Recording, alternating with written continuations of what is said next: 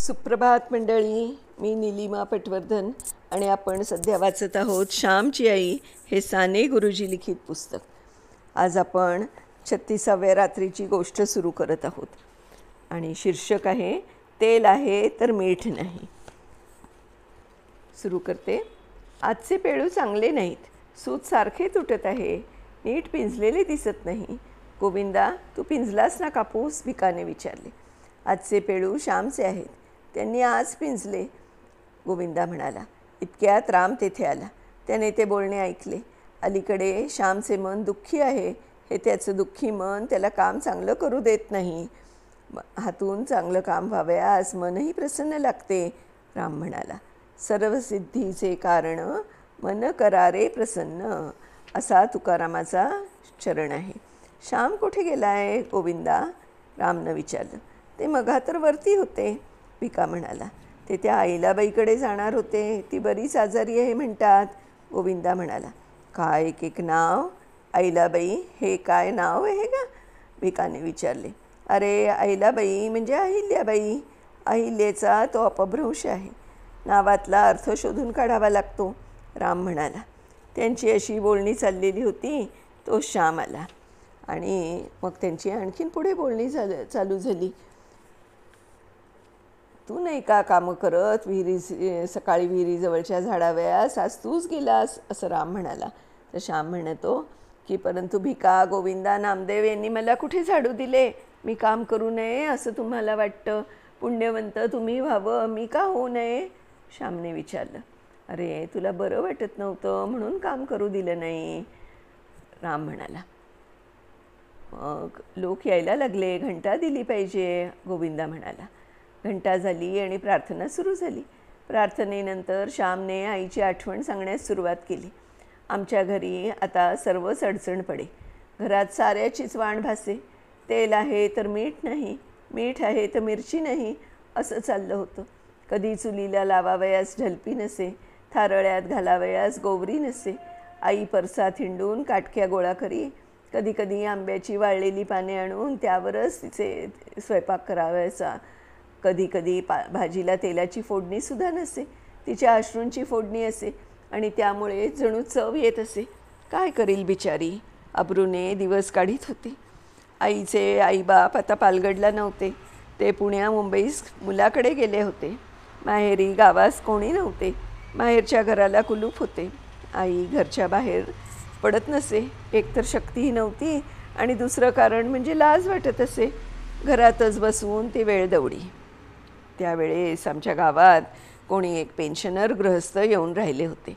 ते मूळचे आमच्या गावचे नव्हते, परंतु आमच्या गावचे हवापाणी चांगले, ब्राह्मण वस्ती मोठी, शिवाय आमच्या गावातील गणपतीवर त्यांची श्रद्धा आणि भक्ती म्हणून येऊन राहिले होते.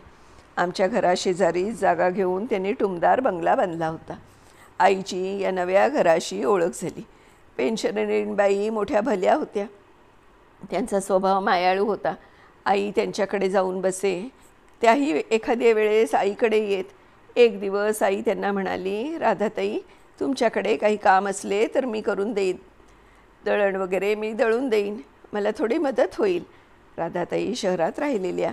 त्यांना रोख पैसे देऊन दळण दळून आणाव्याची सवय होती. आईकडे दळण द्यावयाचे त्यांनी कबूल केले. आईची शक्ती ती काय, परंतु करील काय बिचारी? वडील पहाटे उठून बाहेर गेले की आई जाते घाली. शाळेची वेळ होईपर्यंत पुरुषोत्तम हात लावी. नंतर ती एकटीच दळत बसे.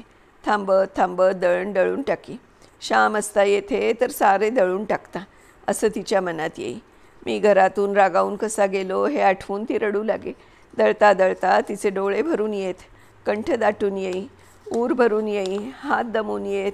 हे कष्टाचे दळण करून जे 4 पैसे मिळत त्यातून आई तेल मीठ आणि क्षणाचा संसार सुखाने करी. दिवाळीचे दिवस येत चालले होते. घरात थोडे जास्त तेल वगैरे लागले असते. 2 दिवल्या तरी पेटवायला हव्यात ना.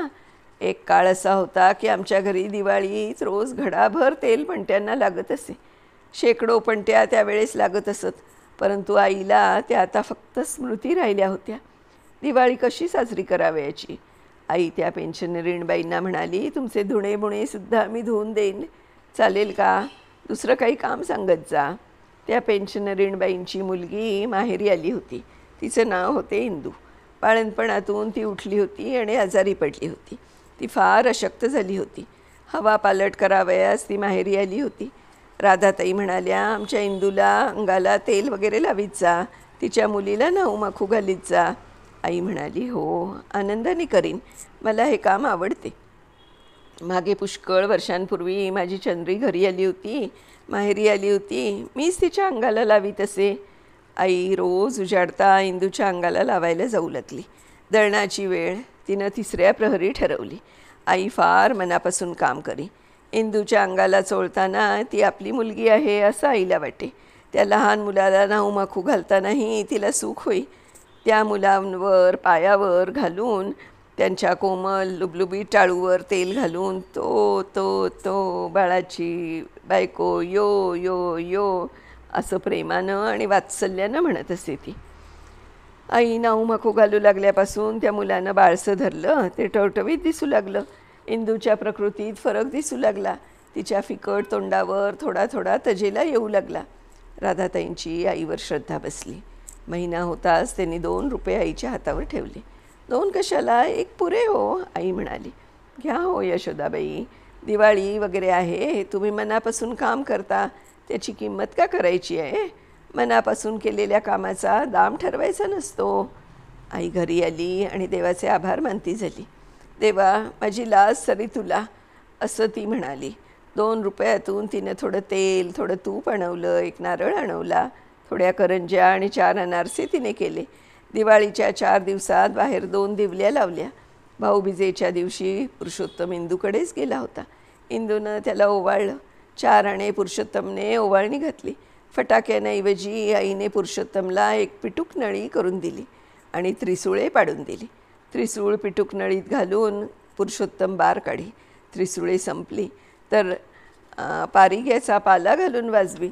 निराळ्या फटाक्यांसाठी त्याने हट्ट धरला नाही. परंतु या अपरंपार श्रमाने आधीच खंगलेली, रंजली गांजलेली माझी आई किती दिवस जगणार? तिला ताप येई, थोडा दमही लागे, तरी गाडे ढकलता येत होते तोपर्यंत ती ढकलीतच होती. तुळशीचं लग्न आलं. पुरुषोत्तमाने घोरीवड्यातून आवळे चिंचा आणल्या होत्या, झेंडू आणले. तुळशीचे लग्न झाले. तुळशीला हळदी कुंकू वाहताना आई म्हणाली, तुळसादेवी, माझी अब्रू आहे, तोच माझे डोळे मिटवून अब्रूसह आणि सौभाग्यासह मला घेऊन जा. आता 37वी जी रात्र आहे तिची पण गोष्ट आपण ऐकणार आहोत मंडळी. तर त्याचं शीर्षक आहे अब्रूचे धिंडवडे. श्यामने आरंभ केला. शेवटी आमच्यावर मारवाड्याने फिर्याद करण्याचं ठरवलं. कोर्टात फिर्याद दाखल झाली. व्याज आणि मुद्दल मिळून 4,000ची त्यानं फिर्याद लावली. दावा सुरू झाला. कोर्टात सावकाराचे देणे योग्य ठरले आणि सारी होती नव्हती ती मिळकत जप्त करून तिचा लिलाव व्हावा असा निकाल देण्यात आला. त्या दिवशी गावात दवंडी पिटली जाणार होती. आईला 2 दिवस एक घासही गेला नाही. डोळ्याला डोळा लागला नाही. आई जगदंबे, शेवटी या डोळ्या देखत अब्रूचे धिंडवडे होणार ना? या कानांनी ती दुष्ट दवंडी ऐकायची. माझे प्राण ने न ग आई, नको हा जीव, अशी ती प्रार्थना करीत होती. पुरुषोत्तम शाळेत गेला होता. घरी आईला खूप ताप भरून आला आणि ती अंथरुणावर पडली. ती तळमळत होती, रडत होती. सकाळी 9 वाजायची वेळ होती. महार ढोलके घेऊन गावात दवंडी देत होता. तो ठिकठिकाणी उभा राहून आज भाऊराव यांच्या घराची दुपारी जप्ती होणार आहे वगैरे ओरडत सांगे आणि ढोलके वाजवी. दुसऱ्याच्या मानहानीत आनंद मानणारे काही जीव असतात. त्यांना आनंद होत होता. खानदानीच्या घरंदाज लोकांस वाईट वाटत होते. महार दवंडी देत चालला होता. शाळेजवळ येऊन त्याने ढोलके वाजवले. सारी मुलं ऐकू लागली. त्याने दवंडी दिली आणि पुढे गेला. माझ्या भावाला मुले चिडवू लागली. पोरे त्या दवंडीची नक्कल करीत आणि माझ्या भावाच्या पाठीस लागत. पुरुषाच्या घराची जप्ती होणार, ढुडुम ढुडुम असं ती म्हणत आणि पुरुषोत्तम रडू लागे. त्याच्या डोळ्यातून अश्रू येऊ लागले. तो मास्तरांजवळ गेला आणि म्हणाला, मी घरी जाऊ का? मास्तर म्हणाले, कुठे चाललास? बस खाली, अर्ध्या तासाने शाळेतच सुटेल. मास्तरांना त्या लहान भावाच्या हृदयातील कालवा कालव समजली नसावीच बहुतेक. 10 वाजले. शाळा सुटली. लांडग्यांनी कोकराची दशा करावी तशी माझ्या भावाची इतर मुलांनी केली. मुले त्याच्या ढुडूम ढुडूम करीत पाठीस लागली. तो रडत रडत घरी आला आणि एकदम आईला बिलगला. आई, सारी मुले मला चिडवतात. का गं असं? म्हणतात तुझ्या घराची झपती येणार, शेणाचे दिवे लागणार. आई, सारी का गं माझ्या पाठीस लागतात? आपणास इथून बाहेर काढणार का गं? आई, काय गं झाले? असे आईला विचारू लागली. बाळ, देवाची मर्जी, मी तरी काय सांगू तुला? असं म्हणून पडल्या पडल्यास त्या पोटच्या गोळ्याला पोटाशी घेऊन आई शतधारांनी त्याला स्नान घालू लागली. माय लेकरे शोकसागरात बुडून गेली. शेवटी त्याला आई म्हणाली, जा बाळ, हातपाय धू, आज राधाताईंकडे जेवायला जा. इंदूनं तुला बोलवलंय. लहान भाऊ, त्याला काय समजणार? तो शेजारी जेवावयास निघून गेला. त्या दिवशी वडील जेवले नाहीत. त्यांनी स्नान केलं, देवाची पूजा केली. लाज वाटत होती तरी देवळात गेले, खाली मान घालून गेले आणि तसेच परत आले. ज्या गावात त्यांना सरदार म्हणत, ज्या गावात ते पंच होते, ज्या गावात त्यांना मान मिळे, त्या गावात त्या दिवशी कुत्रही विचारित नव्हतं. ज्या गावात ते मिरवले, ज्या गावात त्यांच्या शब्दांना मान मिळे, तेथेच लहान लहान पोरेही त्या दिवशी त्यांची टर उडवीत होती. जेथे फुलं वेचली तेथे शेण वेचण्याची आईवर पाळी आली. आजपर्यंत आईने कसं बसं अब्रूने दिवस काढले होते, परंतु देवाला तिची कसून परीक्षा घ्यावयाची होती. मानाची शिखरे आणि अपमानाच्या खोल दऱ्या. आईला दोन्ही प्रकार देव दाखवू इच्छित होता. संपूर्ण सुख आणि संपूर्ण दुःख दोन्ही कळली पाहिजेत. अमावस्या आणि पौर्णिमा दोन्हीचं दर्शन झालं पाहिजे. या संसाराचे संपूर्ण ज्ञान ती मोठी आई माझ्या छोट्या आईला करून देत होती. दुपारी पोलीस, कारकून, तलाठी, सावकार, साक्षीदार आमच्या घरी आले. घरात स्वयंपाकाची 4 भांडी ठेवून बाकी सारी एका खोलीत त्यांनी अडकवली. आईच्या अंगावर दागिने नव्हतेच. मणी, मंगळसूत्र काय ते होते नव्हते ते त्या खोलीत टाकून त्याच्या सावकाराने कुलूप ठोकले, सील केले. आम्हाला राहावयाला 2 खोल्या मोठ्या कृपेने देण्यात आल्या. ती मंडळी निघून गेली. आई इतका वेळ उभी होती, केळीप्रमाणे ती थरथर कापू लागली. अंगात ताप आणि पुन्हा मनस्ताप. आतून बाहेरून ती भाजून निघत होती. मंडळी निघून जाताच आई धाडकन खाली पडली. आई, आई असे करत पुरुषोत्तम रडू लागला. वडील आईजवळ गेले. तिला अंथरुणावर ठेवण्यात आले. थोड्या वेळाने आईला शुद्ध आली आणि म्हणाली, ज्याला भीत होते ते शेवटी झाले.